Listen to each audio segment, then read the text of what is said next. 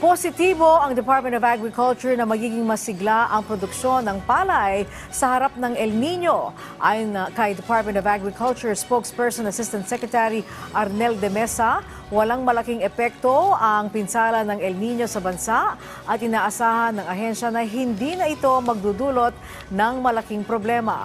Paliwanag pa ni De Mesa, hindi tumapat ang pinakamapaminsalang epekto ng El Nino sa panahon na nasa productive stage o namumukadkad ang mga palay. Nasa harvest season na ang Pilipinas habang nasa decaying stage o humuhupa na ang El Nino. About 6,000 or 7,000 hectares. That's only about 0.5% of the total area planted natin sa rice. So this is very small. Yung pag-decay ng El Nino at saka yung period na mapaminsala yung El Nino, ito na rin yung panahon na nag-harvest na tayo ng palay.